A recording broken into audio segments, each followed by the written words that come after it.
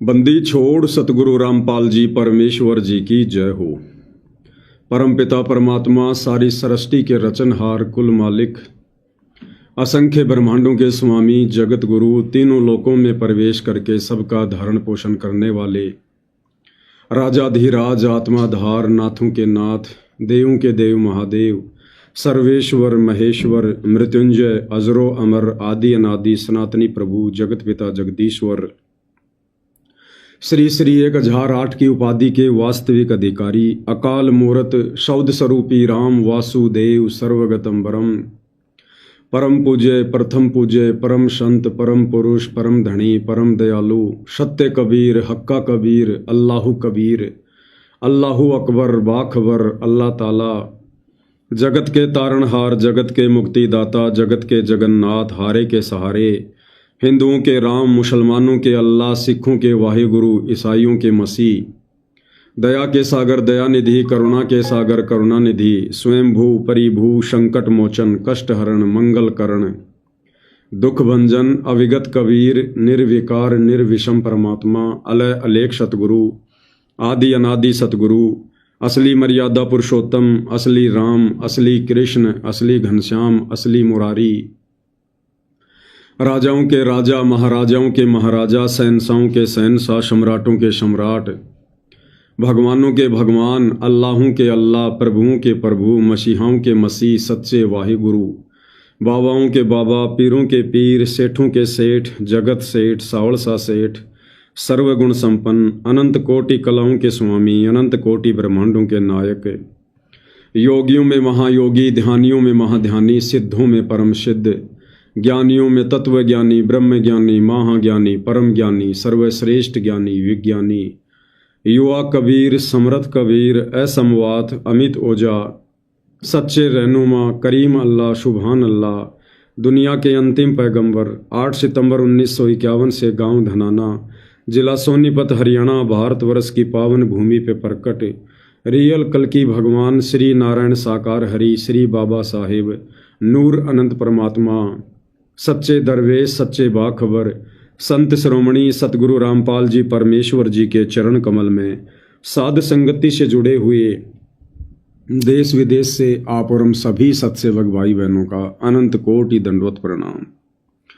सत्साई भाई और बहनों, बहुत बड़ी दया बहुत बड़ी मेहर पूज्य गुरुदेव भगवान की परमेश्वर रामपाल जी की, जिनके शुभ आशीर्वाद से विशेष आशीर्वाद से आप और हम सभी साध संगति से जुड़े हुए सत्सेवक भाई बहन अपनी आत्मा के कल्याण हेतु पूज्य गुरुदेव भगवान के अमर तत्व ज्ञान को आधार बनाकर हर प्रकार से मर्यादाओं में रहकर संघर्ष करते हुए निरंतर अपनी आत्मा के कल्याण हेतु इस सतभक्ति मार्ग पर आगे की ओर बढ़ रहे हैं। भाई और बहनों, पूज्य गुरुदेव भगवान के विशेष आशीर्वाद से आप और हमें साध संगति प्राप्त है। पूज्य गुरुदेव भगवान की शत महिमा करने का मौका मिला है, क्योंकि गुरुदेव ने हमें अपने यथार्थ 13वें कबीर पंथ यथार्थ मिशन यथार्थ मोक्ष मार्ग साध संगति से जोड़ दिया है। ये आप और हमारा परम सौभाग्य है, और इस परम सौभाग्य के लिए हम पूज्य गुरुदेव भगवान का जितना अधिक दंडवत धन्यवाद करें उतना ही कम है। साथ ही भाई और बहनों, दास ने कुछ समय पहले जो फेसबुक का एक अलग से पेज बनाया था 90 डिग्री नाम करके, अब सतगुरु रामपाल जी भगवान की प्रेरणा से दास ने उसका नाम चेंज कर दिया है। अब उसका नाम रख दिया है पवन दास इज लाइव स्पिरिचुअल पेज, जिसके ऊपर अभी हम लाइव आ रहे हैं। तो भाई और बहनों, वर्तमान में पूज्य गुरुदेव भगवान अपने मिशन के तहत हिसार जेल में बैठकर जो विशेष संदेश अपनी विशेष आत्माओं को दृढ़ता देने के लिए भेज रहे हैं, उन विशेष संदेशों के ऊपर निष्कर्ष निकालने की प्रक्रिया उन्हीं के आशीर्वाद से लगातार जारी है। आज विशेष संदेश नंबर 32 का भाग नंबर 2 है, और ये जो विशेष संदेश है जिसके ऊपर वीडियो बन रहे हैं, विशेषकर विशेष संदेश नंबर 32, ये हिसार जेल से आया हुआ संदेश नहीं है। ये विशेष संदेश सतलोक आश्रम वालों ने जींद सत्संग 1997 का एक पार्ट जो है वो चला रखा है, क्योंकि इसमें परमात्मा ने भक्तों को दान की महत्वता के विषय में बताया है। ताकि भक्तों को दान करने की प्रेरणा हो। वर्तमान में इस सत्संग का फायदा काल प्रेरणा से सतगुरु रामपाल जी का कलयुगी परिवार उठा रहा है, ताकि संगत उन्हें ज़्यादा से ज़्यादा दान करे, ज़्यादा से ज़्यादा पाठ करवाए, ज्योति करवाए।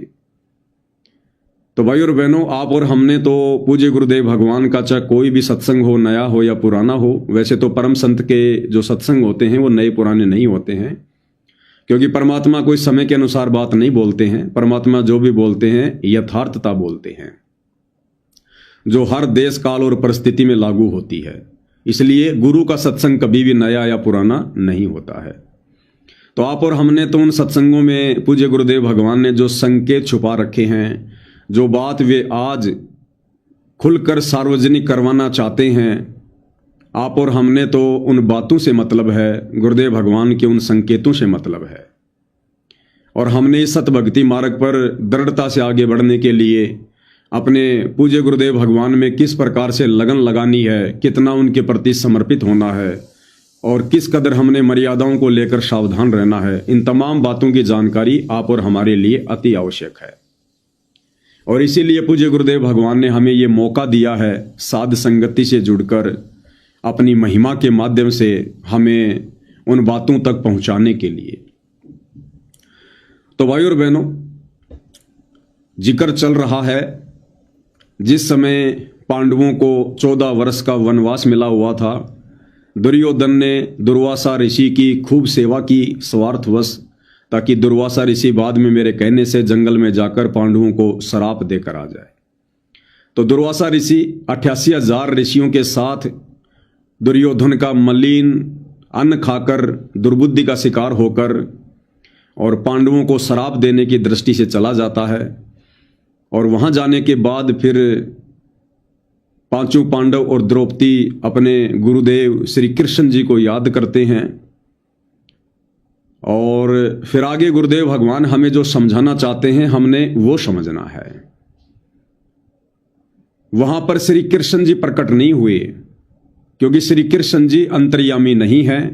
श्री कृष्ण अर्थात श्री विष्णु जी को इस बात का ज्ञान नहीं हो सकता कि कौन भगत दुखी है, कौन भगत सुखी है। तो ऐसे समय में जब उस परमपिता परमेश्वर की आत्मा के ऊपर विशेष आपत्ति आती है, और जब वो आत्मा चाहे पक्षी योनि में हो, चाहे पशु योनि में हो, चाहे मनुष्य योनि में हो, चाहे देव योनि में हो, जब वो आत्मा हृदय से पुकार करती है, और यदि उस आत्मा के कुछ पुण्य कर्म शेष होते हैं, तो यही परमपिता परमात्मा कबीर देव सतगुरु रामपाल जी भगवान उस आत्मा की किसी न किसी रूप में जाकर किसी न किसी तरह से सोच छल छिद्र करके उसकी रक्षा करता है, उसकी मदद करता है। तो पांचों पांडव, द्रौपदी, कुंती, ये किसी जन्म में कबीर भगवान सतगुरु रामपाल जी की शरण में थे, उनकी अच्छी आत्मा रही है। तो जब इन्होंने श्री कृष्ण जी को याद किया, तो आत्मा का वास्तविक साथी कबीर भगवान सतगुरु रामपाल जी वहां पर श्री कृष्ण जी का रूप बनाकर प्रकट हो जाते हैं। आगे की कथा हम गुरुदेव भगवान के मुख कमल से सुनेंगे, और उसके बाद हम समझने का प्रयास करेंगे कि किस प्रकार से परमेश्वर अपनी आत्माओं की मदद करता है। द्रौपदी अर्ज करती है भगवान कृष्ण से। उसी समय सतपुरुष कबीर साहब कृष्ण रूप बनाकर आते हैं, क्योंकि जहां पर महाराज कहते हैं दास गरीब साहब दुखता दर है, जहाँ किसी के साथ जुल्म होता है वह पूर्ण ब्रह्म परमात्मा आकर के मदद करते हैं। नहीं तो यु काल वो खत्म कर दे, भक्ति उठ जाओ यहाँ से, खत्म हो जाओ को भक्ति न चाहो अभी कोई ना, अरे तो चाहो है काल की भक्ति ना करा कोई किसी प्रकार, लेकिन बंदी छोड़ इस भक्ति की आस्था जमाए रखने की खातिर खुद आकर प्रकट होते। कबीर साहब ने खुद नरसिंह रूप बनाया था। अब इन बातों का अविश्वास न होगा, क्योंकि हमने यही सुना है कि विष्णु भगवान ने ही नरसिंह रूप धारण किया। क्या कह रहे हैं पूज्य गुरुदेव भगवान कि जब किसी आत्मा के ऊपर विशेष आपत्ति आती है, तो कबीर भगवान ही आकर उसकी मदद करता है। जैसे त्रेता युग में भगत प्रहलाद के ऊपर आपत्ति आई, तो परमात्मा कबीर जी ने नरसिंह रूप धारण किया और भगत प्रहलाद की मदद की, उसकी रक्षा की, और महिमा हो गई विष्णु जी की। इसी प्रकार भाई और बहनों, ये परमात्मा ही आता है, ये ब्रह्मा विष्णु महेश अन्य देवी देवता जिनकी हम आध्यात्मिक ज्ञानहीनता के चलते भक्ति कर रहे थे, इनको पूज रहे थे और सोच रहे थे कि ये हमारी मदद कर रहे हैं। जब भी हमारे को कोई सुख होता था, कोई विशेष हमारा कार्य सिद्ध हो जाता था, जैसे घर में कोई विशेष कोई ऐसा समाचार मिलना कि साहब लड़का पैदा हो गया या लड़की पैदा हो गई, आपका वो मुकदमा चल रहा था, आपका मुकदमा ठीक हो गया, या अन्य किसी प्रकार की कोई खुशी जिससे हमें लाभ होना था, और हम इन्हीं देवी देवताओं को श्रेय दे दिया करते थे। लेकिन भाई और बहनों, ऐसा नहीं था। अब गुरुदेव भगवान ने आकर यह हकीकत बताई तत्व ज्ञान सुनाकर कि जब तक इस जीवात्मा के संस्कार अच्छे होते हैं, इसके भक्ति वाले जो पुण्य हैं वो शेष होते हैं, तब तक ये चाहे कितने खोटे कर्म कर ले, और खोटे कर्म करते करते यदि उसके ऊपर आपत्ति आ रही है और यदि इसके संस्कार अच्छे हैं, कोई पिछले जन्म के शेष हैं, तो वो कबीर भगवान उसकी मदद अवश्य करता है, क्योंकि ये आत्मा का साथी है। और जब उसके संस्कार खत्म हो जाते हैं, पुण्य खत्म हो जाते हैं, फिर वो चाहे कितनी बड़ी आत्मा क्यों ना है, और यदि वो सच्चे सतगुरु की शरण में नहीं है और यदि कोई आपत्ति आ जाती है, तो परमात्मा फिर उसकी मदद नहीं करता, चाहे कितना रो रो के मर जाए। जैसे सबसे बढ़िया उदाहरण है कि द्वापर युग में जब द्रौपदी का चीर हरण किया जा रहा था दुर्योधन के कहने पर दुशासन के द्वारा, और द्रौपदी ने देख लिया कि पांचों पांडव यानी मेरे पति और ये बड़े बड़े जो सूरवीर बैठे हैं, भीष्म पितामह जैसे, ये सब फेल हो चुके हैं। दुर्योधन का मलिन अन्न खाकर पांडव जुए में हार चुके थे। तो किसी को भी अपना सहारा ना देखकर अंत में द्रौपदी ने, क्योंकि वो श्री कृष्ण जी की भगत थी, इसलिए श्री कृष्ण जी को याद किया। और उस समय फिर ये कबीर परमात्मा सतगुरु रामपाल जी वहां पर सूक्ष्म रूप में प्रकट होकर और द्रौपदी की इज्जत रक्षा करते हैं। इसी प्रकार भाई और बहनों, ये परमेश्वर ही समय समय पर हर युग में, चाहे कोई भी आत्मा है, किसी भी योनि में है, ये कबीर भगवान सतगुरु रामपाल जी ही अपनी उस आत्मा की मदद करता है। ये देवी देवता सक्षम नहीं है, ब्रह्मा विष्णु महेश अंतर्यामी नहीं है। अब भाई और बहनों, गुरुदेव ने बताया कि बच्चों, जिस प्रकार हमारे शरीर में बहुत सारे अंग हैं, आंख भी है, नाक भी है, कान भी है, पैर भी हैं, घुटना भी है, कोहनी भी है, माथा भी है, जीभ भी है, लेकिन यदि हमारे शरीर के किसी हिस्से पर खुजली चलती है तो सबसे पहले कौन सा अंग पहुंचता है? हमारे हाथ पहुंचते हैं।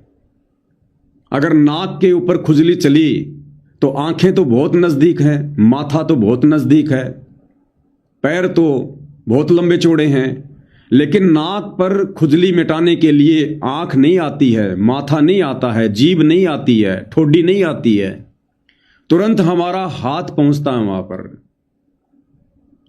तो ये छोटे मोटे जो अंग है ना, नाक, कान, आंख, ये तो समझो ये देवी देवता ब्रह्मा विष्णु महेश।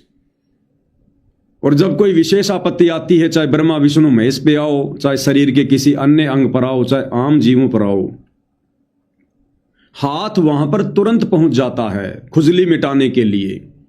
क्योंकि गुरुदेव भगवान ने बताया कि हमारे हाथ की पहुंच पूरे शरीर पर होती है, पूरे शरीर पर।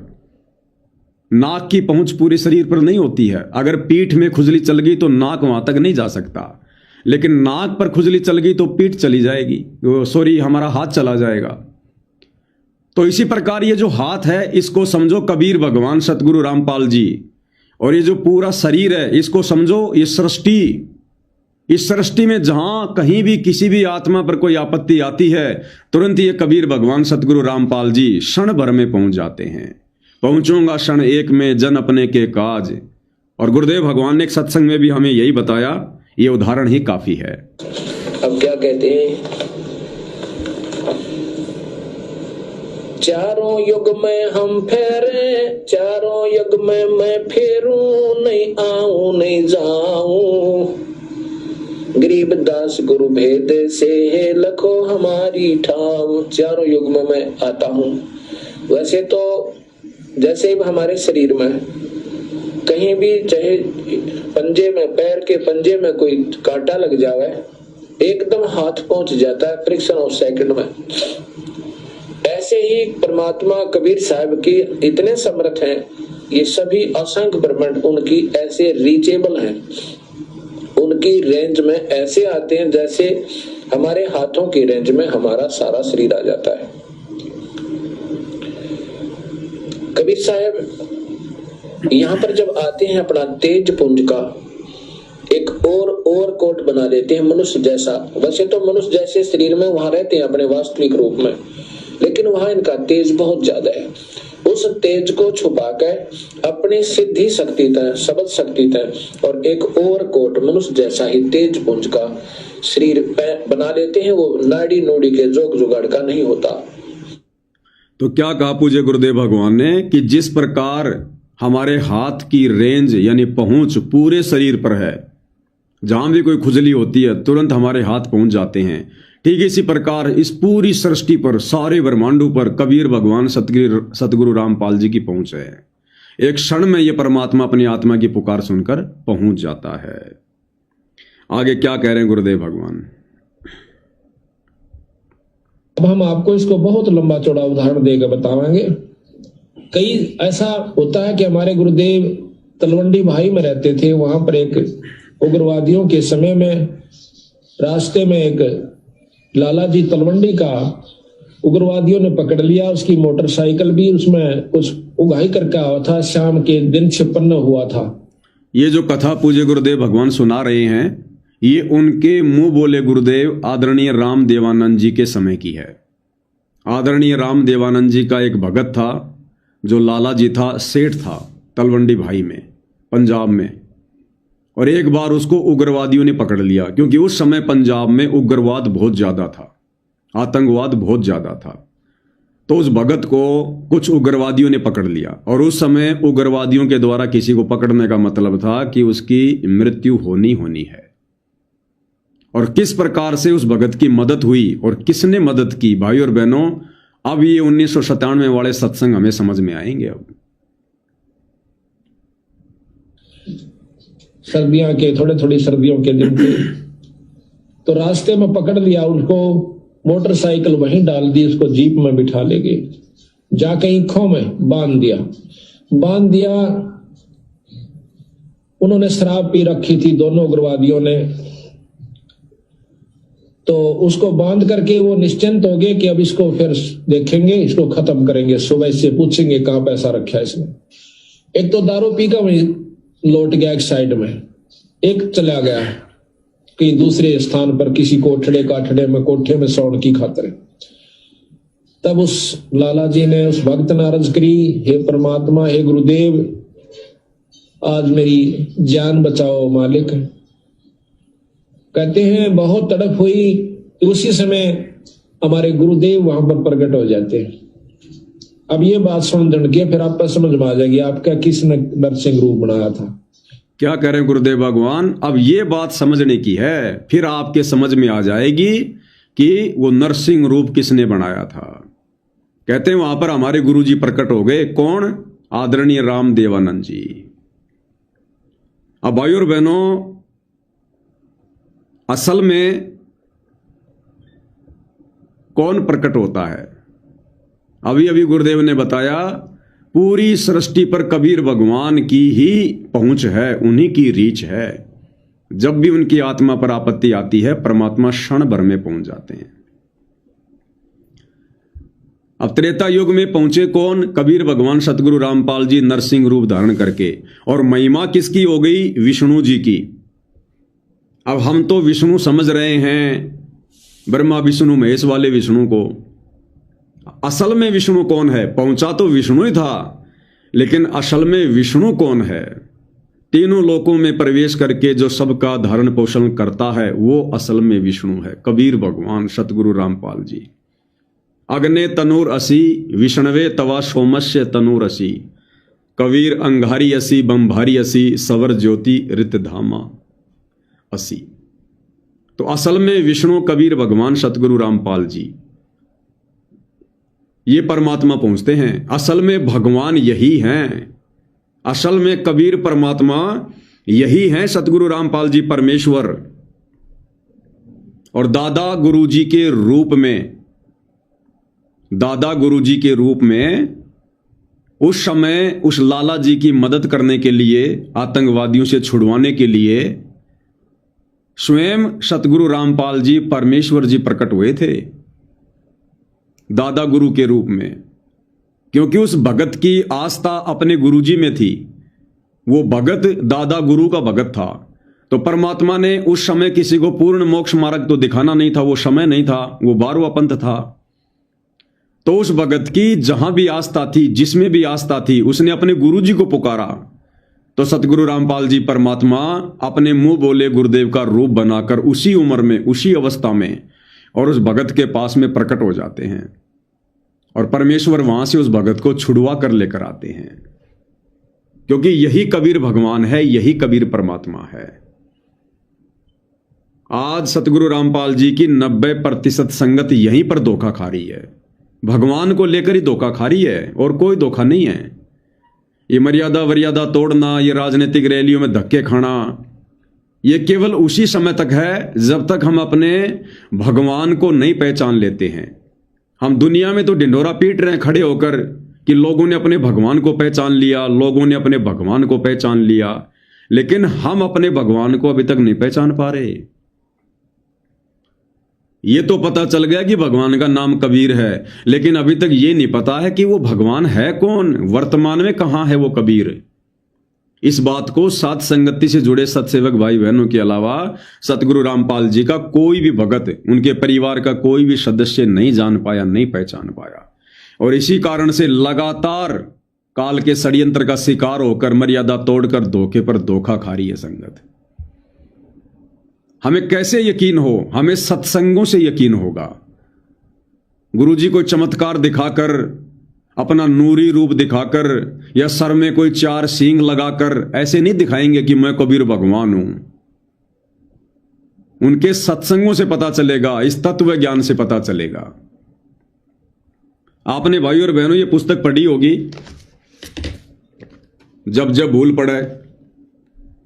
ये पुस्तक सतलोक आश्रम वालों के द्वारा सभी भगत भाई बहनों को दी जाती है कि भाई इसको महीने में एक बार तो जरूर पढ़ना, इसका मासिक पाठ करना है, गुरुजी का आदेश है। सभी भाई बहनों के घरों पर यह पुस्तक है। और जब आप इस पुस्तक का पेज नंबर 17 पढ़ेंगे, 17 पेज नंबर, तो यहां पर साफ साफ लिखा हुआ है कि वास्तव में भगवान कौन है, कबीर जी कौन है। गुरुदेव ने जिक्र किया कि एक समय मैं अपने गुरुजी के आदेश से कहीं पर सत्संग करने गया था, पाठ करने, और पीछे से गुरुजी आ गए कुटिया में, जिंद में, और पूछा कि भाई गुरुदेव का नाम लेकर कि भाई अभी रामपाल आया या नहीं आया। तो सेवक बोले जी अभी तो नहीं आए। बोला उसको आना था इस समय तक। तो कई बार सेवकों से पूछ लिया। उसके बाद एक सेवक गया तुरंत गुरुदेव के पास में और सूचना दी कि ऐसे ऐसे दादा गुरुजी आए हुए हैं, आपको याद कर रहे हैं। वो समय भाई और बहनों दादा गुरुजी का अंत का समय था। उस समय वो शरीर छोड़ने वाले थे। तो गुरुदेव भगवान ने तुरंत आज्ञा पाकर, यानी जैसे उनको पता चला, एक अच्छे शिष्य की भूमिका निभाते हुए सतगुरु रामपाल जी ने किसी की साइकिल उठाई और तुरंत अपने गुरुदेव से मिलने पहुंच गए। और जब जिंद कुटिया में गुरुदेव भगवान आए, तो जैसा कि एक योग्य सुयोग्य भगत का लक्षण होता है, हालांकि सतगुरु रामपाल जी तो स्वयं भगवान हैं, कबीर देव हैं, लेकिन उन्होंने एक अच्छे भगत की भूमिका निभाकर आप और हमें अच्छा भगत बनने की प्रेरणा दी है। तो गुरुदेव भगवान ने आकर आदरणीय रामदेवानंद जी को दंडवत प्रणाम किया और उनके चरणों की तरफ बैठकर उनके चरण चंपी करने लगे, चरण दबाने लगे। और भी सेवादार खड़े हुए थे। अब दादा गुरुदेव ने क्या किया? दादा गुरुदेव ने परमात्मा जी का शीश पकड़ा दोनों हाथों से, जैसे प्यार प्रेम से पकड़ते हैं ना, ऐसे गुरुदेव का शीश पकड़ा और अपने मुंह के पास किया और गुरुदेव का माथा चूमा प्यार से, प्रेम से। और क्या कहा जो इस पुस्तक में लिखा हुआ है। ये बात तो सब मानते हैं कि यह पुस्तक हिसार जेल से सतगुरु रामपाल जी ने भेजी है। फिर क्या कहा गुरुदेव ने? फिर उन्होंने क्या किया? दास उसी समय भगत की मोटरसाइकिल लेकर तत्काल पहुंचा। कई भगत बैठे थे। दास ने दंडवत प्रणाम किया, चरण चंपी करने लगा। दास का सिर पकड़ा और ऊपर को किया। दादा गुरुजी ने सतगुरु रामपाल जी का सिर पकड़ा और ऊपर को किया। बोले, मैंने भगवान पा लिया। क्या बोले दादा गुरुजी? मैंने भगवान पा लिया और तेरा पाना दुर्लभ हो गया। दादा गुरुजी कह रहे हैं सतगुरु रामपाल जी को कि मैंने भगवान पा लिया,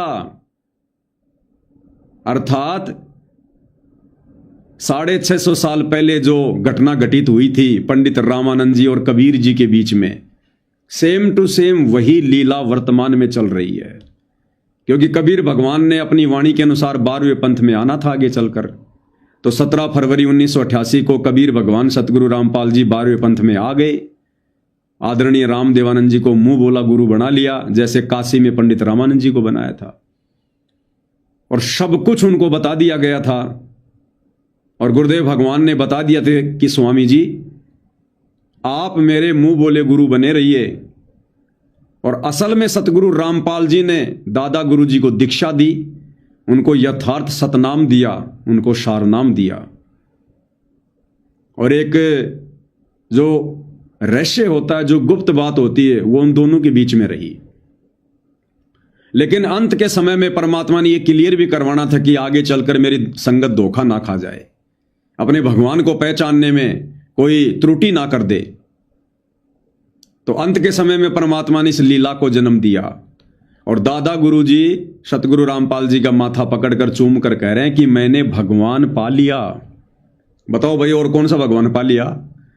और कौन सा भगवान पा लिया था? और तो कोई भगवान उनको मिला ही नहीं आके। तो सतगुरु रामपाल जी को कह रहे हैं कि हे कबीर भगवान, हे सारी सृष्टि के मालिक, आपने मुझे अपनी शरण में ले लिया। आप कैसी कैसी अद्भुत लीला को जन्म देते हैं, किसी को कानों कान खबीर भी नहीं होती। दुनिया सोच भी नहीं सकती कि कौन किसका चेला है, कौन किसका गुरु है। एक डाल पे दो पक्षी बैठे, कौन गुरु कौन चेला रे। रामानंद को कहे कबीरा, शब्द गुरु चित चेला रे। तो दादा गुरु जी कह रहे हैं, पेज नंबर 17 सतगुरु रामपाल जी ने लिखा है कि मैंने भगवान पा लिया और तेरा पाना दुर्लभ हो गया। ये भगवान असंख्य युगों के बाद मेरा दाव लगा है, आप तो खुद ही दया करते हो। दास चुप रहा। सतगुरु रामपाल जी क्या कह रहे हैं कि मैं चुप रहा। गुरुदेव की अंतरात्मा की आवाज थी, अर्थात ये उनकी अंतरात्मा की आवाज थी, यानी इसमें कोई झूठ नहीं है। और आपको सतलोक आश्रम वालों के द्वारा इसी पुस्तक जब जब भूल पड़े कि जो एक ऑडियो बनाई गई है एआई से सतगुरु रामपाल जी की नकली आवाज में, ये भी आप सबको पता है। आपको उस एआई की आवाज में भी जो सतलोक आश्रम वालों ने बनाई है, आपको उस आवाज में भी सुना देते हैं क्या कुछ हुआ था। जब उनका जींद कुटिया में डेरा था, दास उनकी आज्ञा लेकर गांव में सत्संग व पाठ करने गया था। सेवादारों को बताया था कि दास उस दिन आएगा, तब तक गुरुजी का ध्यान रखना। उस निश्चित दिन को दास कुछ लेट हो गया। कुटिया में केवल गुरुजी के स्नान आदि की व्यवस्था शुद्धता से की थी। शुद्धता का ध्यान रखते हुए दास जींद पहुंचकर किसी भगत के घर स्नान करने लगा, जिस कारण से देरी हुई। उस समय तक सेवादारों से 10 बार पूछा कि रामपाल आया है। उनको तान रखा था कि पता करो क्यों नहीं आया। उस समय मोबाइल को तो जानते भी नहीं थे, अन्य फोन भी गांव में नहीं थे। जब भक्तों को पता चला तो एक भक्त आया और बोला, स्वामी जी ने 10 बार पूछ लिया कि कहाँ है, आज आने की कह गया था, क्या कारण हुआ। दास उसी समय भगत की मोटरसाइकिल लेकर तत्काल पहुंचा। कई भगत बैठे थे। दास ने दंडवत किया और चरण चंपी करने लगा। दास का सिर पकड़ा और ऊपर को किया। बोले, मैंने भगवान पा लिया, तेरा पाना दुर्लभ हो गया। दास चुप रहा। गुरुदेव की अंतरात्मा की आवाज थी। दास का सिर पकड़ा और ऊपर को किया। बोले, मैंने भगवान पा लिया, तेरा पाना दुर्लभ हो गया। दास चुप रहा।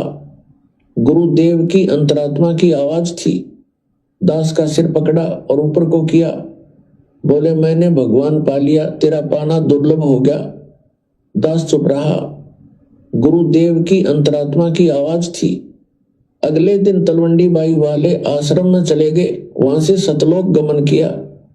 कबीर हरि के रूठते गुरु की शरण में जाए, कह कबीर गुरु रूठ के तो हरि ना होत सहाय। अब भाई और बहनों, ये घटना है 25 जनवरी 1997 की, क्योंकि गुरुदेव कह रहे हैं कि अगले दिन फिर गुरुदेव ने शरीर त्याग दिया। तो हम सबको पता है कि हमारे दादा गुरुदेव ने 26 जनवरी 1997 को अपना शरीर छोड़ा था। तो ये जो घटना थी, जो दादा गुरुजी सतगुरु रामपाल जी को कह रहे हैं कि मैंने भगवान पा लिया और तेरा पाना दुर्लभ हो गया, ये घटना 25 जनवरी 1997 की है। अब विचार करना भाई और बहनों, इन सतलोक आश्रम वालों की झूठ आपको बहुत अच्छे से पकड़ में आएगी। दादा गुरु ने क्या कहा कि मैंने भगवान पा लिया। अब चलो दुनिया वालों को तो नहीं पता, लेकिन दादा गुरु को तो पता ही था कि भगवान कौन है। कबीर। भगवान कौन? कबीर। और 25 जनवरी 1997 को दादा गुरु जी कह रहे हैं कि मैंने भगवान पा लिया और तेरा पाना दुर्लभ हो गया। किसको कह रहे हैं? संत रामपाल जी को। और सतगुरु रामपाल जी चुपचाप हैं और कह रहे हैं कि यह मेरे गुरुदेव की अंतरात्मा की आवाज थी, अर्थात बिल्कुल सच कह रहे थे।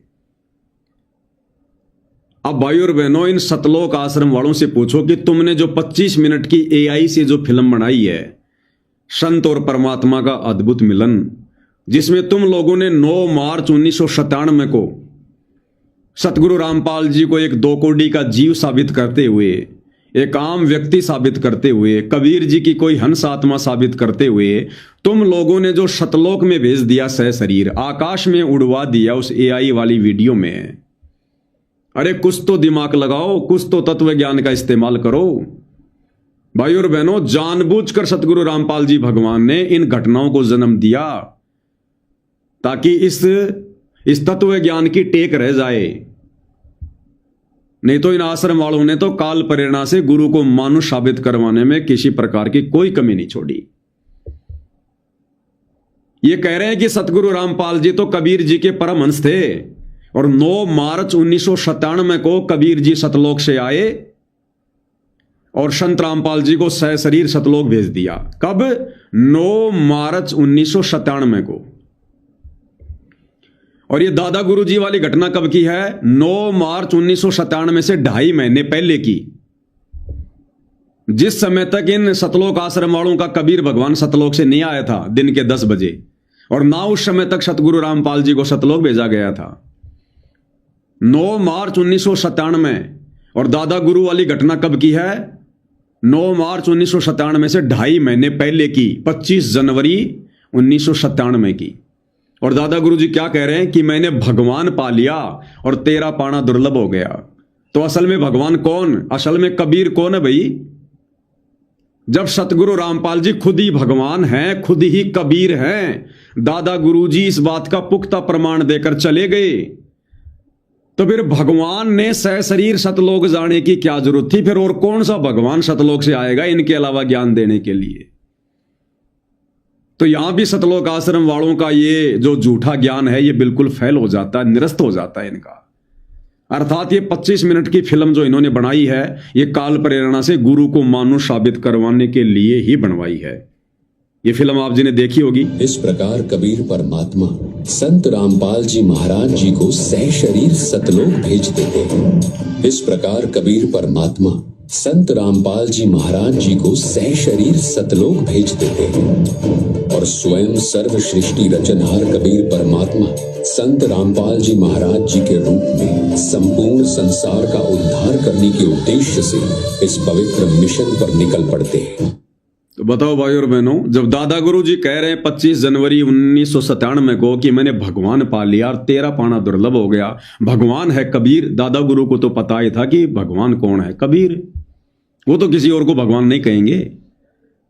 बताओ, जब सतगुरु रामपाल जी खुद ही कबीर भगवान हैं, तो फिर और सतलोक से 9 मार्च 1997 को कौन सा कबीर भगवान आएगा जो संत रामपाल जी का रूप बना के फिर ज्ञान प्रचार करेगा?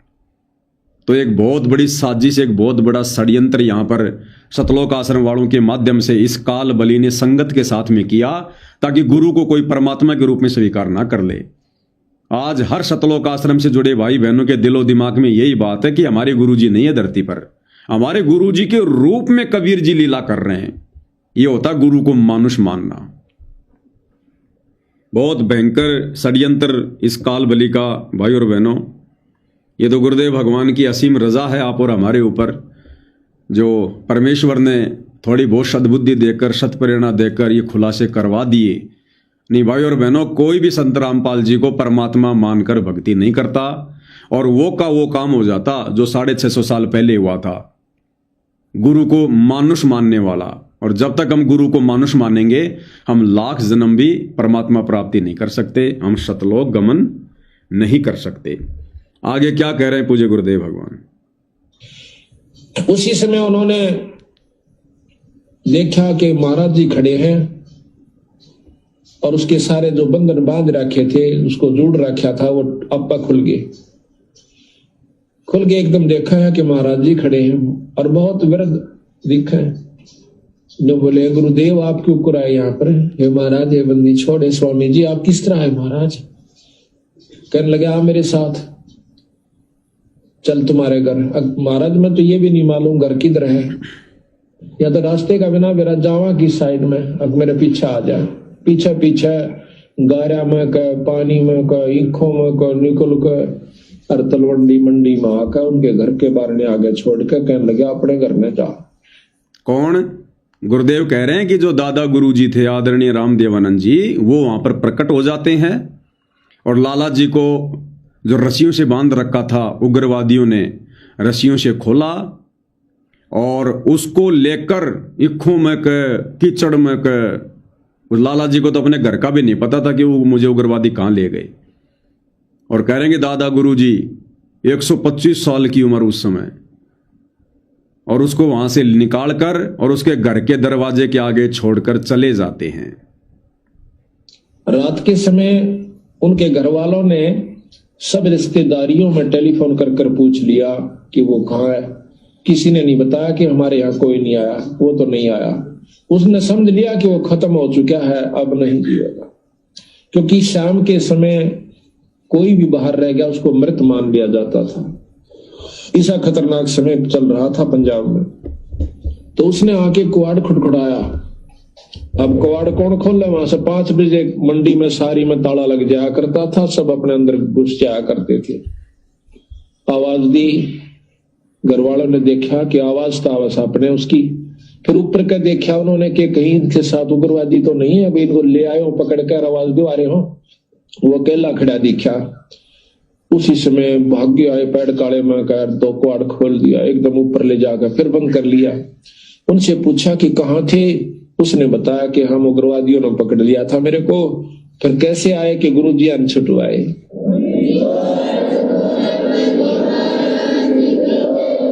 कहते गुरुजी अनछुटवाया। गुरुजी गए थे वहां पर, मैंने खोल के लाइन आज में मार दिया जाता है। तो महाराज जी उन दिनों बीमार चल रहे थे, बड़े महाराज कुटिया में थे तलवंडी। तो कहने लगे वो सारा परिवार सुबह सुबह सतगुरु आपने रक्षा कर दी, ये बंदी छोड़े गुरुदेव, ये स्वामी जी आपकी कृपा से हमारा लड़का बच गया है। महाराज आपको कैसे मालूम हुआ आप वहां पहुंच गए? अब वो ने कह रहा के कह रहे हो तुम, मुझे ध्यान अच्छी तरह बताओ, कहना क्या चाह रहे हो, कौन? लाला जी और लाला जी का परिवार सुबह दादा गुरु जी के पास गए कुटिया में और दादाजी का धन्यवाद करने लगे कि हे गुरुदेव आपने हमारा बच्चा बचा लिया। हे महाराज आपको कैसे पता चला कि हमारे बच्चे को उग्रवादियों ने पकड़ लिया? अब दादा गुरु जी क्या कह रहे हैं कि रे तुम क्या कह रहे हो भाई, मेरी तो कुछ समझ में नहीं आ रहा, कौन उग्रवादी कौन क्या? बोले महाराज आपको पता नहीं, आप गए थे वहां पर, इसको उग्रवादियों ने पकड़ लिया था और आप इसको कल छुड़वा के लाए थे हमारे घर के आगे छोड़कर, फिर आप जी आश्रम में आए हो। तो दादा गुरु जी बोले रे मैं कित जाऊं था भाई, अरे मेरी चलने फिरने की हालत वैसे नहीं, मैं बीमार पड़ा हुआ, थोड़े बहुत अस्वस्थ थे उस समय कि रे मेरी चलने फिरने की हिम्मत नहीं, इतनी मेरी उम्र हो रही और रात में तो मेरे को दिखाई भी ना दे भाई। दादा गुरु जी बोले, फिर दादा गुरु जी बोले बंदी छोड़ थे, गरीब दास जी थे भाई, कबीर साहब थे, बंदी छोड़ गए थे तेरे को छुड़वाने के लिए। के कह रहे हो तुम, मुझे ध्यान अच्छी तरह बताओ, कहना क्या चाह रहे हो, कौन मर गया कौन बच गया। उन्होंने फिर सारी बताई कि महाराज आपको ज्ञान नहीं, आप वहां गए इस बच्चे को लाए निकाल के। ने बोला भाई बंदी छोड़ थे ये कबीर साहब, गरीबदास जी थे। अरे मेरा पूठा भी ना जाता मैं किस जाऊं था बावड़ो। अब देखिएगा कि वो अपने हंस को बढ़ाई देते हैं और काम उसके बदले में आप कर जाते हैं। वो अपने हंस को बढ़ाई देते हैं और काम उसके बदले में आप कर जाते हैं। कौन? कबीर भगवान। कौन कबीर भगवान? सतगुरु रामपाल जी। क्योंकि आदरणीय राम देवानंद जी सतगुरु रामपाल जी के हंस थे, उनके भगत थे। केवल दुनिया की नजरों में आदरणीय राम देवानंद जी सतगुरु रामपाल जी के गुरु थे, अन्यथा आध्यात्मिक दृष्टि से आदरणीय राम देवानंद जी सतगुरु रामपाल जी के भगत थे। और उस लाला जी की आस्था अपने गुरु जी में थी, राम देवानंद जी में थी, और उसने पुकार भी अपने गुरु जी का नाम लेकर ही की थी। तो सतगुरु रामपाल जी, ये कबीर भगवान, ये कबीर परमात्मा, ये वहां पर प्रकट हुए। गरीबदास जी प्रकट नहीं हुए, दाढ़ी मूंछ वाला कबीर प्रकट नहीं हुआ। आदरणीय राम देवानंद जी अर्थात अपने भगत का रूप बनाकर, अपने हंस का रूप बनाकर सतगुरु रामपाल जी प्रकट हुए और लाला जी को उग्रवादियों से छुड़वाकर आश्रम में छोड़ा और महिमा दे दी अपने भगत को, अपने संत को, आदरणीय राम देवानंद जी को। क्या कह रहे हैं परमात्मा? कौन थे आदरणीय राम देवानंद जी? सतगुरु रामपाल जी, जिन्हें अपना सतगुरु सतगुरु कहते हैं, परमात्मा परमात्मा कहते हैं। सतगुरु रामपाल जी कह रहे हैं वो कौन थे? कह रहे हैं वो तो परमात्मा के हंस थे, हंस।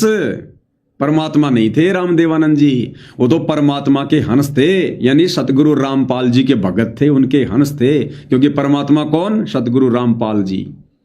सारे संकेत सत्संगों में ही मिलेंगे। अलग से गुरुदेव किसी को ट्रेनिंग नहीं देंगे, किसी को कोचिंग नहीं देंगे। सुनिए, फिर गुरुदेव ने आदेश दे दिया एक दिन के नाम दिया कर तू, आज से मेरा आशीर्वाद तेरे साथ होगा। अब गुरुदेव भगवान बता रहे हैं, अपने आप को छुपाते हुए, अपने गुरु को महिमा देते हुए, कि फिर एक दिन आगे चलकर दादा जो है गुरु जी ने मुझे आदेश दे दिया नाम दीक्षा देने का, सत्संग करने का। ध्यान से सुनो। फिर गुरुदेव ने आदेश दे दिया एक दिन के नाम दिया कर तू, आज से मेरा आशीर्वाद तेरे साथ होगा। विश्व में तेरे समान संत नहीं होगा। मैं उनके मुंह की तरफ देख रहा था।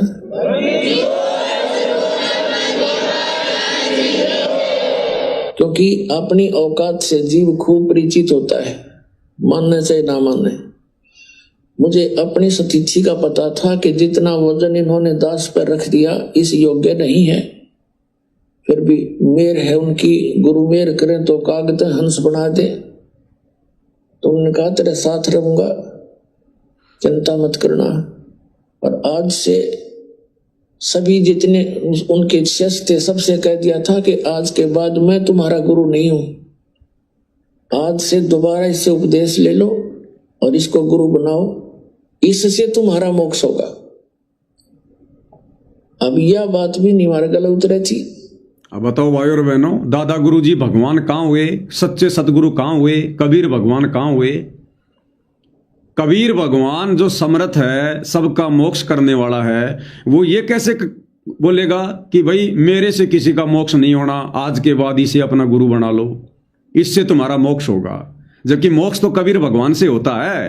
तो क्यों कहा दादा गुरु जी ने संत रामपाल जी के लिए? क्योंकि संत रामपाल जी स्वयं कबीर भगवान है। भक्ति मुक्ति के दाता सतगुरु भटकत प्राण फिरंदा, उस साहिब के हुक्म बिना नहीं तरवर पात इलंता। तो जब वो ठीक का समय आया और सतगुरु रामपाल जी ने संकेत किया, तो दादा गुरु जी ने सर्व संगत के सामने कह दिया कि भैया आज के बाद मैं किसी का गुरु नहीं, और ये जो तुम्हारे सामने जो खड़ा है ये तुम्हारा गुरु है। दोबारा इससे दीक्षा ले लो, इसी से तुम्हारा मोक्ष होगा।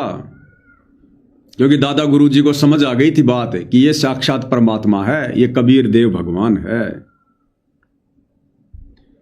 उन तो मौज है उनकी।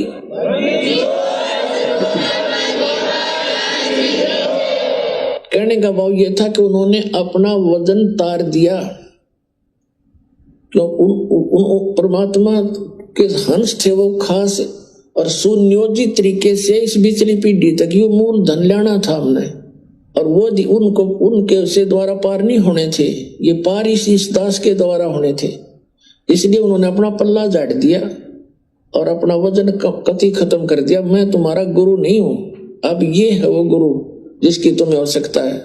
छुड़ानी के अंदर उन्होंने स्पेशल ब्लॉक सबको सामने कह दिया था। सुना भाई और बहनों, अब आपको विस्तार से बताते हैं, विस्तार से क्या कह रहे हैं गुरुदेव भगवान, ध्यान से सुनो। अब यह बात भी नहीं हमारे गले उतरे थी कि उन तो मौज है उनकी।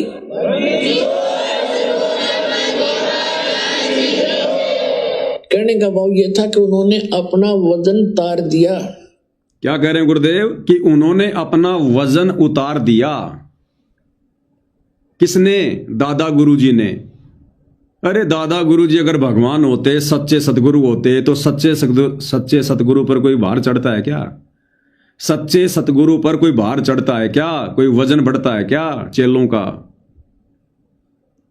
क्या कह रहे हैं गुरुदेव कि उन्होंने अपना भार तार दिया, अपना वजन तार दिया, ये कहकर कि भैया मैं हूं जीव और अब ये परमात्मा आ चुका है, सच्चा सतगुरु आ चुका है और अब सारे के सारे इसे अपना गुरु बनाओ, तब तुम्हारा मोक्ष होगा। तो दादा गुरुजी ने, जो आप और हमारे तरह एक भगत थे, एक जीव थे, उन्होंने अपना वजन उतार दिया, उन सभी शिष्यों का अपने सिर से भार उतार दिया, ये कहकर कि आज के बाद मैं किसी का गुरु नहीं, अब ये तुम्हारा गुरु है संत रामपाल और इससे दीक्षा ले लो। उन्होंने अपना वजन उतार दिया। इससे क्या साबित होता है कि दादा गुरुजी कोई परमात्मा नहीं थे, कबीर नहीं थे, भगवान नहीं थे, वरना भगवान पे कोई वजन नहीं बढ़ता, वजन नहीं चढ़ता, भार नहीं चढ़ता। और सतगुरु रामपाल जी के लिए संकेत कर दिया। क्या कहा? कहने का भाव ये था कि उन्होंने अपना वजन उतार दिया। अब वो क्या थे? अब ध्यान से सुनो, दादा गुरुजी कौन थे, क्या थे? परमात्मा थे या परमात्मा के हंस थे? तो उन परमात्मा के हंस थे वो खास और सुनियोजित तरीके से इस बिचली पीढ़ी तक ये मूल धन लेना था हमने। क्या कह रहे हैं गुरुदेव? वो परमात्मा के हंस थे खास। ध्यान से सुनो, तो उन परमात्मा के हंस थे वो खास। सतगुरु रामपाल जी का खास हंस कौन था? 12वें पंथ में दादा गुरुजी, आदरणीय रामदेवानंद जी, कि वो परमात्मा के हंस थे खास। अरे भैया, अगर कोई परमात्मा का खास हंस होता है ना, तो परमात्मा उसे साक्षात मिलता है, डायरेक्ट आके मिलता है। जैसे धर्मदास जी को परमात्मा डायरेक्ट आके मिले, मलुकदास जी को मिले, और नानक जी को मिले, गरीबदास जी को मिले, घीसादास जी को मिले, क्योंकि वो उनके खास हंस थे। इसलिए परमात्मा सतलोक से आकर अपने खास हंसों को मिले। और भगवान यदि अपने हंस को भी ना मिले आकर, तो फिर कैसे मुक्ति होगी? तो यदि आदरणीय रामदेवानंद जी परमात्मा कबीर जी के खास हंस थे, तो बता दो भैया, कोई तो प्रमाण दे दो, कोई तो सबूत दे दो कि वो कबीर भगवान आदरणीय रामदेवानंद जी को कब आकर मिले। कहीं कोई प्रमाण नहीं मिलेगा कि वो दाढ़ी मूंछ वाला कबीर भगवान अपने खास हंस आदरणीय रामदेवानंद जी को धरती पर आकर मिला हो, कभी दर्शन दिए हों। और खास हंस है तो भगवान जरूर मिलेगा। तो कब मिला? 17 फरवरी 1988 को वो कबीर भगवान सतगुरु रामपाल जी, जिन्होंने आदरणीय रामदेवानंद जी को अपना मुंह बोला गुरु धारण किया, और असल में उन्होंने आदरणीय रामदेवानंद जी को दीक्षा दी थी, अपना शिष्य बनाया था। तो गुरुदेव कह रहे हैं वो तो परमात्मा के खास हंस थे, सतगुरु रामपाल जी के खास हंस थे दादा गुरु जी। और आगे गुरुदेव क्या कह रहे हैं कि ये मार्ग हमने सुनियोजित तरीके से यहां तक लाना था। दादा गुरुजी तो केवल एक निमित्त मात्र थे, एक वो कड़ी थे इस मार्ग को यहां तक लाने के लिए। और गुरुदेव कह क्या रहे हैं कि इस मार्ग को हमने यहां तक सुनियोजित तरीके से लाना था। हमने, गुरुदेव कह रहे हैं हमने यानी अपने लिए कह रहे हैं गुरुदेव कि इस मार्ग को यहां तक सुनियोजित तरीके से हमने लाना था।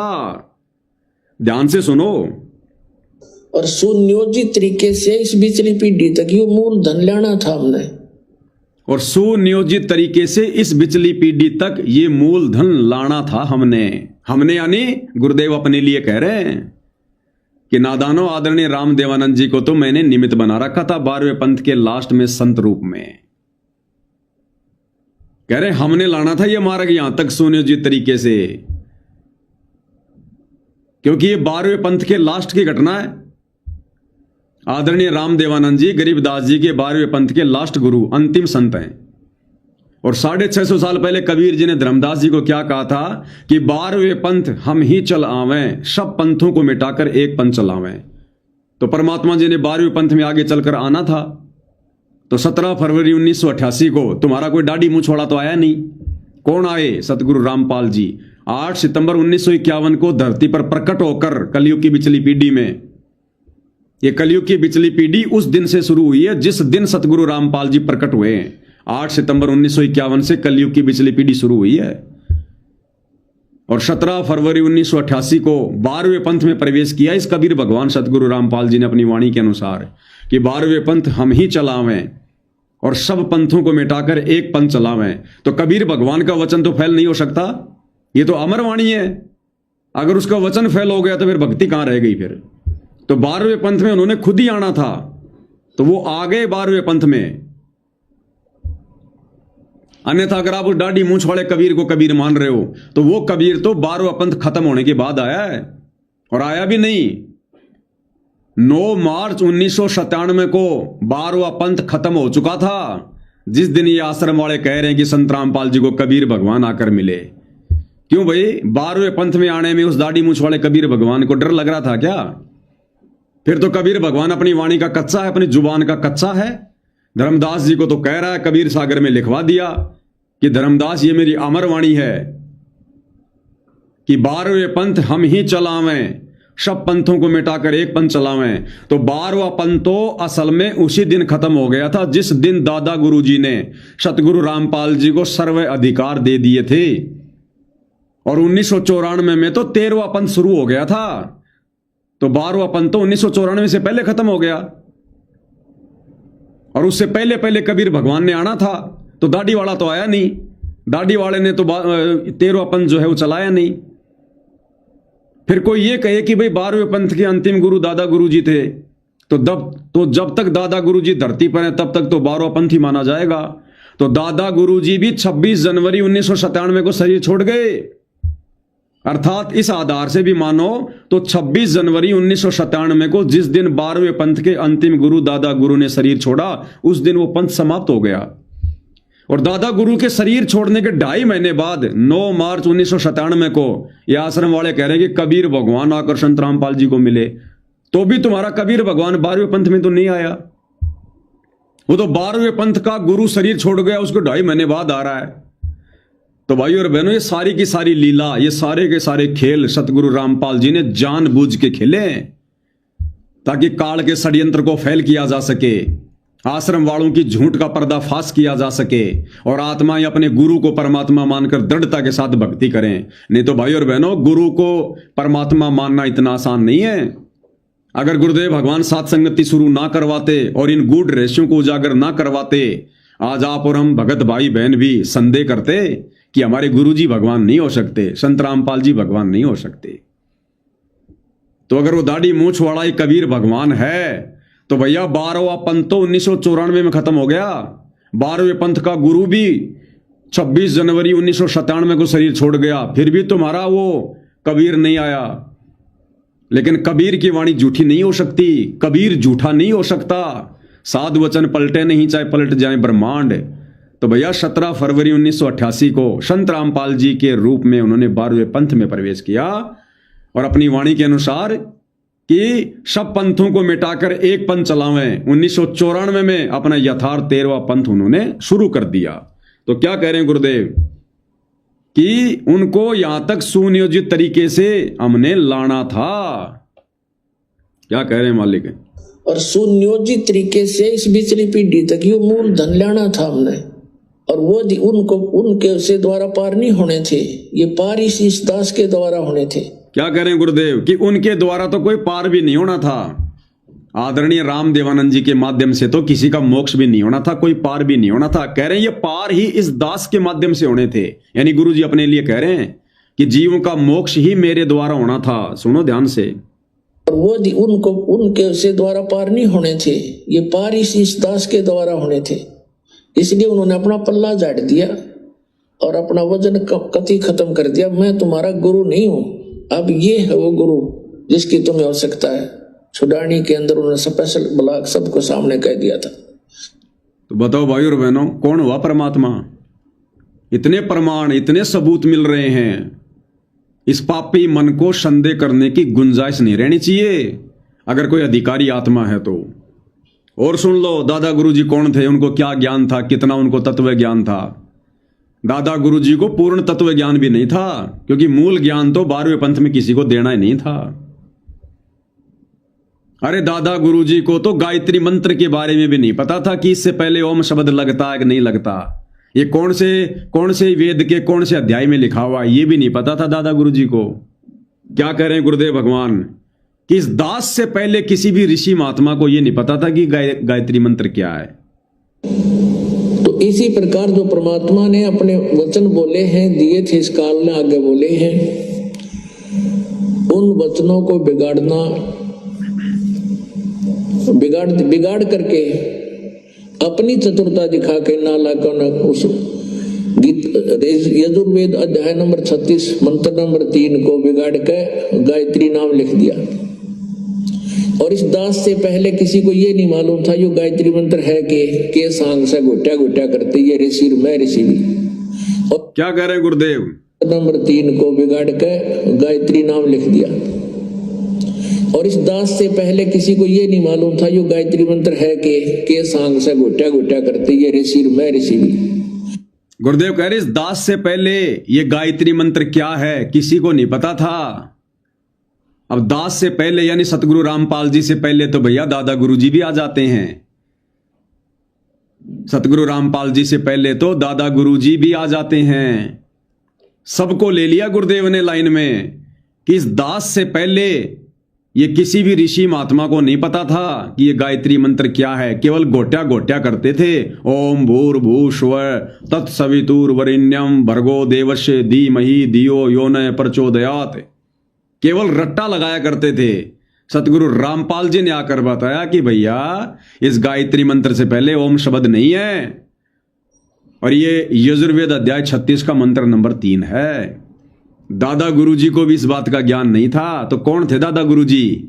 वो थे परमात्मा के अंश, सतगुरु रामपाल जी नहीं है, वो दादा गुरुजी थे, कबीर भगवान सतगुरु रामपाल जी के अंश। और इस दास से पहले किसी को ये नहीं मालूम था यो गायत्री मंत्र है के सांग से घोटा घोटा करते ये ऋषि मैं ऋषि भी। और इस दास से पहले किसी को ये नहीं मालूम था यो गायत्री मंत्र है के सांग से घोटा घोटा करते ये ऋषि मैं ऋषि भी। तो इस गायत्री मंत्र के आगे ओम नाम ला के ओम भूर्भुवस्सुवः इनो जाप करा करते थे नहीं। तो क्लियर कर दिया गुरुदेव भगवान ने, हमने अपने परमात्मा को पहचानने में दिक्कत नहीं होनी चाहिए। भाई एक भगत है, ये बार बार कमेंट्स कर रहा है, अविनाश दास, कि मेरी शंका का समाधान करो। भाई अविनाश दास जी एक दिन पहले भी समझाया था, फिर से हाथ जोड़ के प्रार्थना कर रहे हैं। ये परमात्मा जी के सत्संग चल रहे हैं, मैं कोई रागनी नहीं गा रहा यहां पर। पहले ध्यान से सत्संग सुन लो, दूसरों को सुन लेने दो, नहीं फिर मजबूरी में मैंने आपको ब्लॉक करना पड़ेगा आपको बीच में। आप लोग डिस्टर्ब कर रहे हो या फिर आप लोग ये सुन रहे हो? तुम्हें यही समय मिला क्या शंका समाधान करवाने का? जैसे गुरुदेव भगवान के पास में एक भगत गया, बोला गुरुजी सत्संग के समय मंत्र जाप कर सकते हैं? तो गुरुजी ने कहा रे नालायक, तेरे को और समय नहीं मिला? तेरे को सत्संग के दौरान ही सुमरण करने का समय मिलता है क्या? सत्संग के बाद में कितना समय पड़ा, उस समय आराम से जाप कर लिया कर। सत्संग ध्यान से सुनना भी सुमरण करने में आता है, उतना ही फल मिलता है। तो भाई अविनाश दास जी, आप वो बिहार वाले तो हो नहीं सकते, क्योंकि वो तो समझदार आत्मा है। आपको इसी समय मिला क्या? यही समय मिला आपको शंका समाधान करवाने का? और कोई भगत ही नहीं है तुम्हारे संपर्क में? मेरा व्हाट्सएप नंबर है, बाद में डाल दो मैसेज भैया, थोड़ा बहुत कॉमन सेंस का प्रयोग करो भगत जी, ये तो भेड़चाल है। फिर क्या क्या सुन रहे हो फिर आप? आपका ध्यान तो कमेंट्स लिखने में है, आप क्या खाक सुन रहे हो फिर? ये फिर कहते हो मैं सत्सेवक हूं। आगे क्या कह रहे हैं परमात्मा? क्योंकि वो अगर उस गुरु की बेइज्जती हो से तब बंदी छोड़ की बेइज्जती हो से। क्या कह रहे हैं गुरुदेव? दादा गुरु जी का रूप बनाकर कबीर भगवान सतगुरु रामपाल जी ने उस लाला जी की उग्रवादियों से रक्षा की, और कह रहे हैं यदि उसके हंस की बेइज्जती होती है तो बंदी छोड़ की बेइज्जती होती है। क्योंकि भगत ने पुकारा अपने गुरु को, और यदि गुरु जाकर भगत की मदद नहीं करता है तो कल को गुरु की बेइज्जती होती है। तो कहते हैं अगर उसके हंस की बेइज्जती होती है, यानी कबीर भगवान के यदि भगत की हंस की बेइज्जती होती है तो समझो कबीर भगवान की बेइज्जती है। तो अपने गुरु की महिमा बनाए रखने के लिए सतगुरु रामपाल जी ने उनका रूप बनाकर और उनके भगत की उस समय रक्षा की। क्योंकि वो अगर उस गुरु की बेइज्जती हो से तब बंदी छोड़ की बेइज्जती हो से। भक्ति से उठ जाएगा इंसानों का ये मन, तो इसलिए बंदी छोड़ा करके। अब हम ये भी नहीं कह सकते कि हमारे गुरुजी ना छुड़ाया, क्योंकि प्रत्यक्ष गुरुजी, और ये भी नहीं कह सकते कि सतपुरुष ने नहीं छुड़ाया। अब जो उसके बदले में आकर रक्षा करते हैं तो उसमें कोई अंतर नहीं है। अंतर है भी नहीं और मानना भी नहीं चाहिए। अंतर है भी नहीं और अंतर मानना भी नहीं चाहिए। तो आज जो भगत भाई बहन ये कहते हैं कि सतगुरु रामपाल जी तो कबीर जी के परमहंस हैं, कबीर जी के अवतार हैं, तो इस आधार से भी विचार कर लो भाई और बहनों।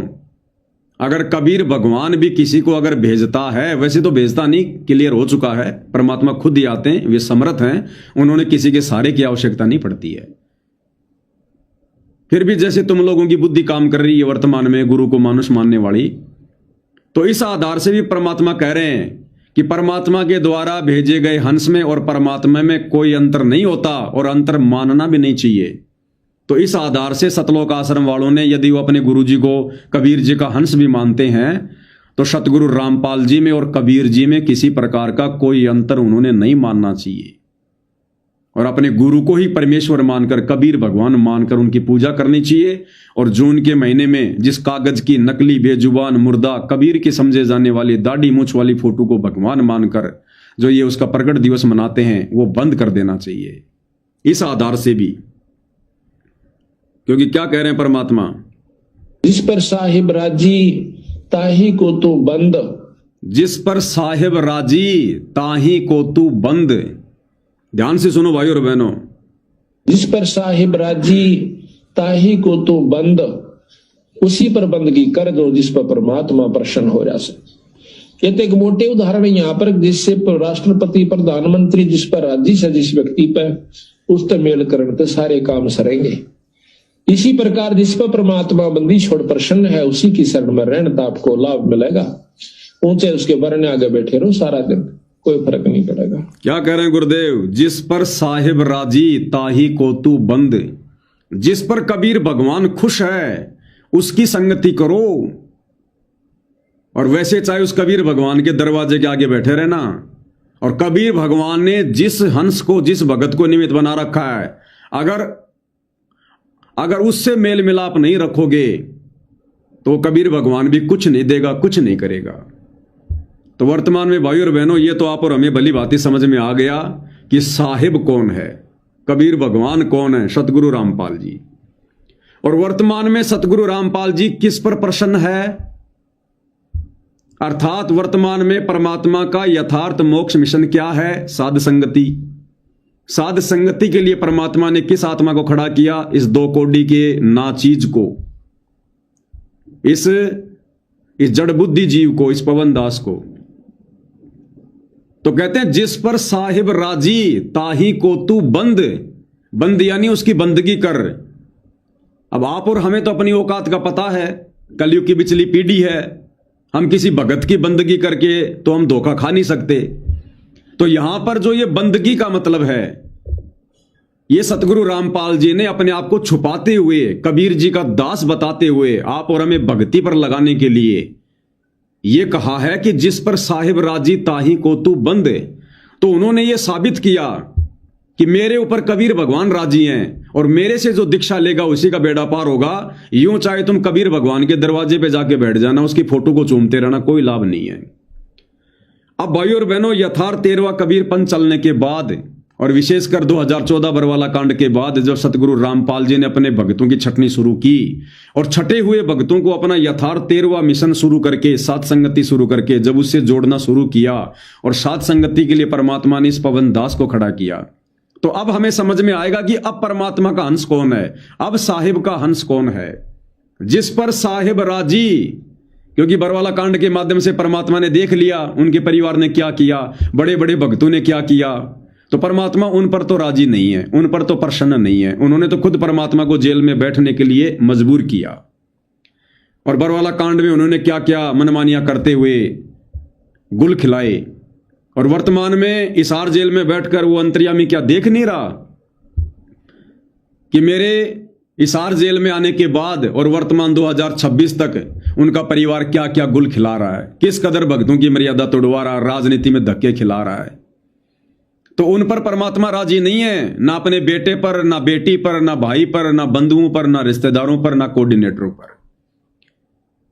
अगर परमात्मा उन पर राजी होता तो ये बरवाला कांड ही नहीं होता, साध संगति की परमात्मा ने शुरुआत ही नहीं करनी होती। तो परमेश्वर ने छटनी करनी थी कच्चे पक्के हंसों की, भक्तों की। और 2014 बरवाला कांड के बाद परमात्मा ने 2015 के लास्ट में साध संगतियां शुरू करवा दी और साध संगति के लिए परमात्मा ने इस 2 कोड़ी के इस मंदबुद्धि प्राणी पवनदास को खड़ा कर दिया। अब यह है साध संगति सतगुरु रामपाल जी का मोक्ष मार्ग, यथार्थ मिशन ट्रेनिंग सेंटर। साध संगति से जुड़े बिना और साध संगति की जो मर्यादा है उनको फॉलो किए बिना हम सतलोक नहीं जा सकते। अब जो भाई बहन साध संगति से जुड़ेंगे, इस पवन दास से जुड़ने का मतलब है साध संगति से जुड़ना। जिस पर साहिब राजी ताही को तू बंद, उसकी बंदगी करने का मतलब है साध संगति से जुड़कर सतगुरु रामपाल जी की सत प्रेरणा से ये पवन दास आपको जो बता रहा, जो समझा रहा, जो भक्ति क्रिया बता रहा है, जो गुरुदेव की पुस्तकों में है, उनके सत्संगों में है, निकाल निकाल के दे रहा है, उसके अनुसार अपने गुरु जी को प्रसन्न करने के लिए वो भक्ति करना, उसको कहते हैं बंदगी। इस पवन दास के विषय में मेरी बंदगी करने का मतलब ये नहीं कि हाथ जोड़ लो, दंडवत कर लो, नहीं, नरक में जाओगे। सोच भी मत लेना शोपन में भी। जीव जीव होता है, पीव पीव होता है। और ये तो पीव की यानी परमात्मा की मर्जी हो तो गधे को खड़ा करके अपना काम करवा ले, तो क्या हम गधे को दंडवत करेंगे? 650 साल पहले भगवान ने भैंसे राम से वेद मंत्र बुलवा दिए, तो क्या भैंसे राम को दंडवत करें? उसको भगवान मान ले, उसकी फोटो लगा ले अपने घर पे। तो उस भैंसे राम में, इस पवन दास में रत्ती भर भी अंतर नहीं है। रत्ती भर भी वो मेरे से कहीं ज्यादा अच्छा होगा, क्योंकि वो भैंसा होके संस्कृत बोल गया, मैं पवन दास इंसान होके शुद्ध हिंदी नहीं बोल पाता। तो ये सतगुरु रामपाल जी परमात्मा की सत प्रेरणा से सारा काम हो रहा है। तो वर्तमान में यदि सतगुरु रामपाल जी का आशीर्वाद प्राप्त करना है, इस कलयुग की बिचली पीढ़ी में यदि मोक्ष प्राप्त करना है, तो भाई वर्तमान में अपनी लाखों की हो चाहे करोड़ों की हो, ये जितनी भी संगत है, इसमें सतगुरु रामपाल जी विशेष तौर पर, वैसे तो अपने सभी मर्यादित आत्माओं पे परमात्मा प्रसन्न है, खुश है, लेकिन विशेष तौर पर परमात्मा इस पवनदास 2 कोड़ी के जो है इस बैल के ऊपर परमात्मा प्रसन्न है। और साध संगति से जो जुड़ेगा और साध संगति से जुड़कर जो भक्ति क्रिया जो करेगा, परमात्मा उससे प्रसन्न होगा, उससे हमारा बेड़ा पार होगा। क्योंकि हमें पता चल गया कि आज साहिब कौन है।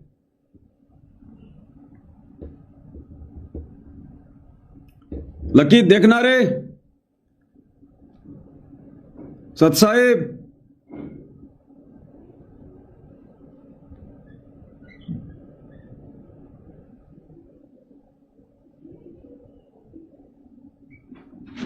नेट गए।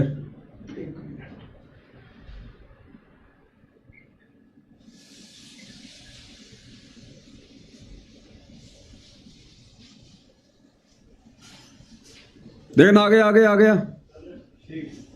लेकिन उसमें तो नहीं आ रहा। उसमें क्यों नहीं दिखा रहा? नीचे क्या प्रॉब्लम है? ध्यान रखा। बीच में थोड़ा इंटरनेट चला गया भाई और बहनों, क्योंकि काल भी तो पीछे रहता है ना। ये भी तो फुल जोर लगाता कि कोई विशेष जो खास बात है वो बात भक्तों तक ना पहुंच जाए। तो विशेष बात चल रही थी कि आज हमें साहिब का पता चल गया कि साहिब कौन है।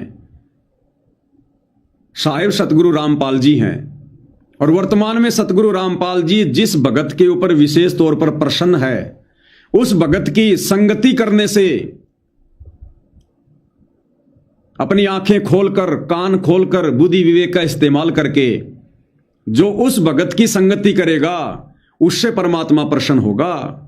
इसलिए कहते हैं साध संगति हरि भक्ति बिन कोई न उतरे पार, निर्मल आदि अनादि है गंदा सब संसार।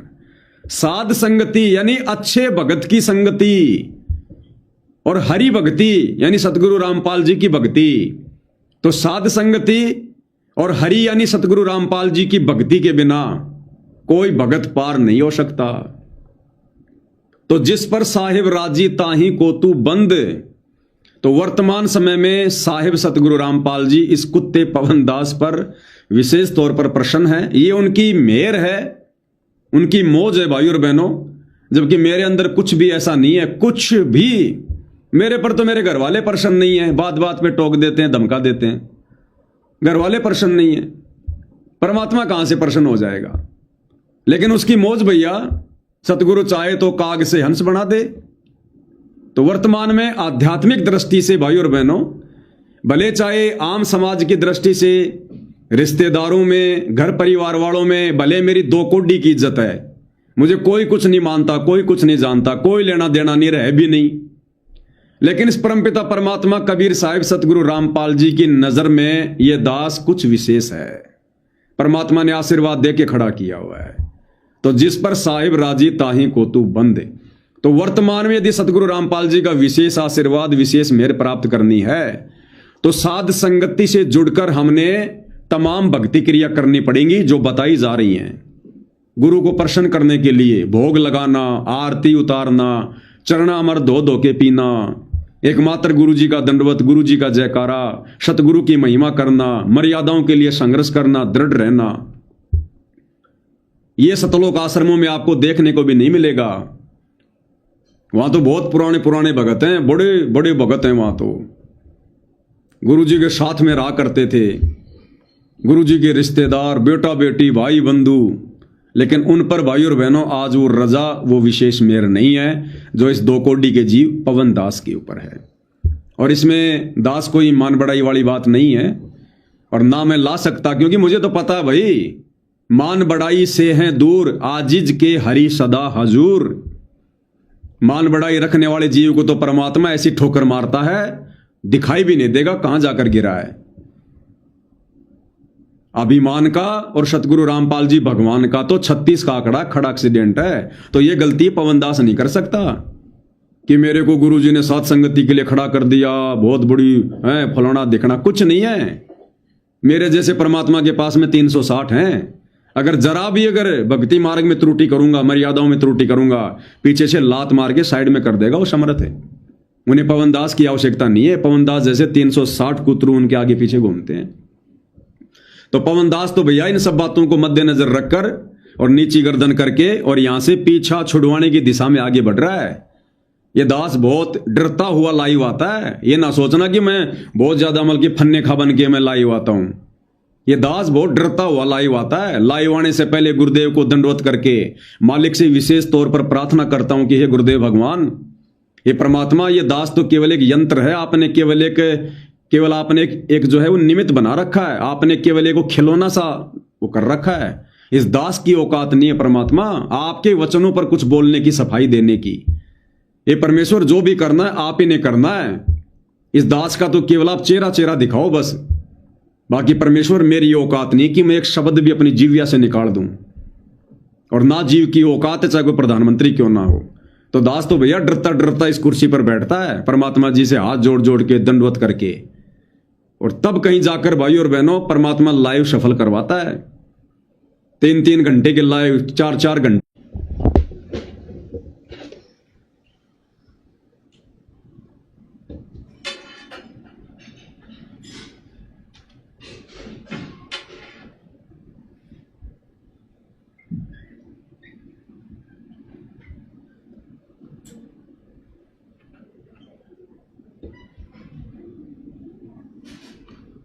थोड़ा नेट की प्रॉब्लम है भाई और बहनों, थोड़ा ठीक कर रहे हो जाए तो थोड़ा।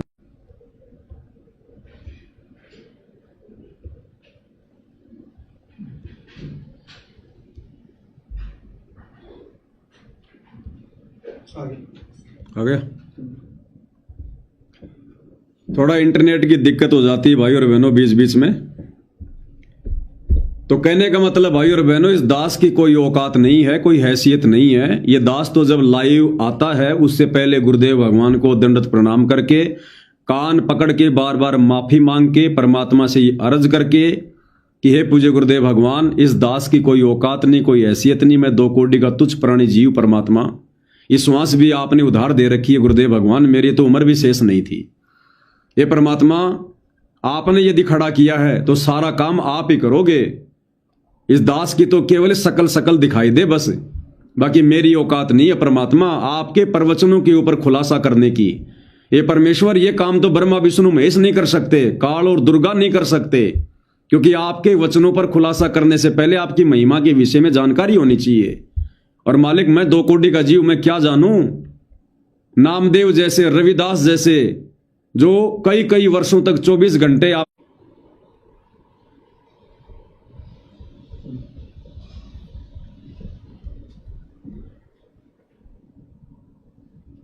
थोड़ी देर देखने दे, बीच में बंद हो जाएगा नहीं कर।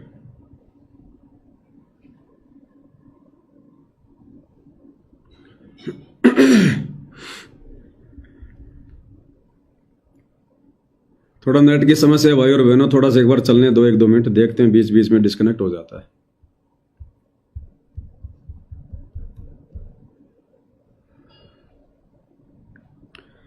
राजकुमार निषाद, पवन भाई मैं मलेशिया से हूँ, मेरे मोबाइल नंबर व्हाट्सएप पर फ़ोन कीजिए। तो भगत जी अभी तो देखूंगा, कंफर्म नहीं कह सकता बड़े भाई, अभी रात को तो नहीं हो पाएगी, कल देखूंगा दिन में। नहीं तो वो ऊपर सात संगति के नंबर डाल दिए भक्तों ने, एक बार उन नंबरों पे फ़ोन कर लो भगत जियों से अगर कोई शंका है तो।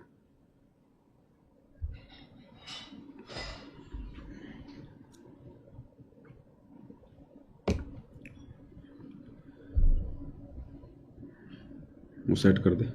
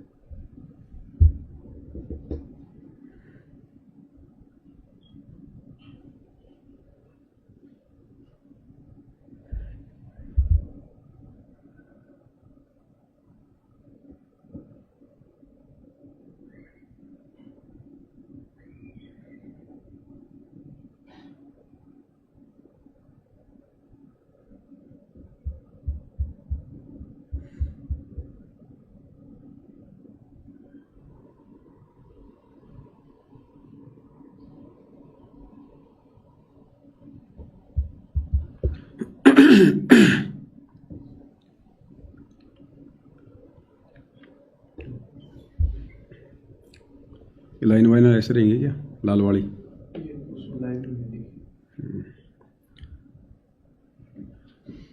तो भाई और बहनों, कहने का मतलब है इस 2 कोटि के जीव पवन दास को अपनी हैसियत का, अपनी औकात का भली भांति पता है। इसलिए सतगुरु रामपाल जी भगवान के विशेष आशीर्वाद के बिना, उनकी विशेष रजा के बिना, उनके सत्संगों के ऊपर कोई एक शब्द भी बोलकर खुलासा नहीं कर सकता, एक शब्द भी। तो ये परमात्मा जी करवा रहे हैं, आप और हम सभी आत्माओं पर रजा करते हुए सात संगति के माध्यम से आप और हमें दृढ़ करने के लिए। तो गुरुदेव कह रहे हैं, जिस पर साहिब राजी ताही को तू बंद, जिस पर साहिब राजी ताही को तू बंद, उसी पर बंदगी कर दो जिस पर परमात्मा प्रसन्न हो जा सके। ये तो एक मोटे उदाहरण है यहाँ पर, जिससे राष्ट्रपति प्रधानमंत्री जिस पर राजी से, जिस व्यक्ति पर उस तक मेल करने तो सारे काम सरेंगे। इसी प्रकार जिस पर परमात्मा बंदी छोड़ प्रसन्न है, उसी की शरण में रहने तो आपको लाभ मिलेगा। ऊंचे उसके बरने आगे बैठे रहो सारा दिन, कोई फर्क नहीं पड़ेगा। तो भाई और बहनों, वर्तमान में अब आप देख लो, गुरुदेव कह रहे हैं जिस पर परमात्मा राजी है उसकी शरण में रहने से ही लाभ होगा। और वर्तमान में कबीर भगवान सतगुरु रामपाल जी अपने परिवार पर प्रसन्न नहीं है, अपने बेटा बेटी भाई बंधु रिश्तेदारों पर कोऑर्डिनेटरों पर प्रसन्न नहीं है। और देख लो वहां पर क्या हाल हो रहा है संगत का। जिन पर परमात्मा प्रसन्न नहीं है, संगत उन कुपात्रों की कुसंगति उन सतलोक आश्रमों में जाके कर रही है। और क्या मिल रहा संगत को?